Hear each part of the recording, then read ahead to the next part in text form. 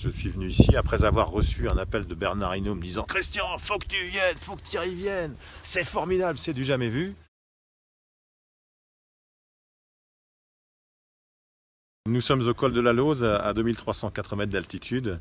Devant moi, Méribel, la station qui va nous accueillir pendant le tour. Derrière, Courchevel. Ce col de la Lauze a été très récemment goudronné. C'est un grand projet formidable de route dédiée au vélo en altitude pour relier les stations de Méribel et de Courchevel, qui a été emprunté pour la toute première fois, à peine goudronné par le Tour de l'Avenir au mois d'août. Et on avait suivi ça attentivement sur les différents sites.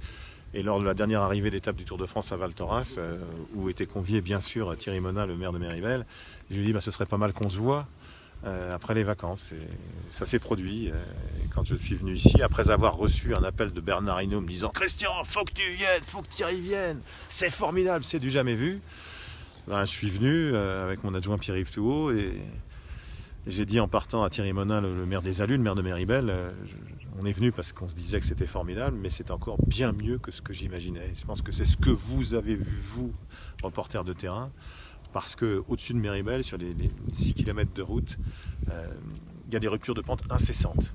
C'est-à-dire que c'est pas comme la route n'a pas été faite pour les voitures.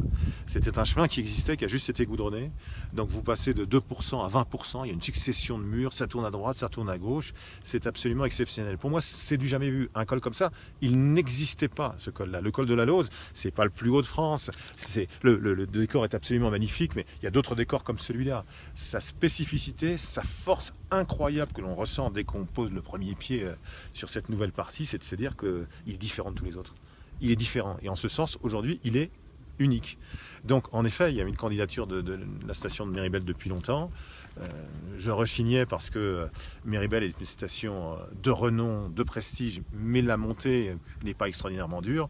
En revanche, dès que Thierry Monin est venu avec ses équipes et qu'ils nous ont proposé le projet, dès qu'on est venu surtout sur place, on s'est dit on va venir tout de suite parce que c'est simplement extraordinaire. Et il y a cette envie rare de vraiment faire partager aux autres ce col-là.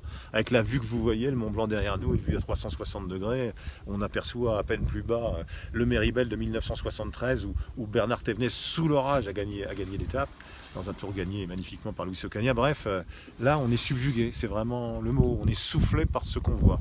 À la fois ce qu'est cette nouvelle route et le décor. Donc oui, l'envie de faire venir des journalistes ici, et la course bien sûr, c'est une envie de partager. De se dire qu'avec cette route-là, dans ce décor-là au-dessus de Méribel, on va vivre une journée formidable.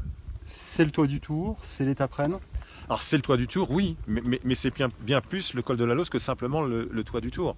Ce sera le toit du Tour avec ses 2304 mètres, mais c'est surtout un col atypique, un col qui jusque-là n'existait pas, en ce sens que vous ne trouvez pas de col avec de telles ruptures de pente.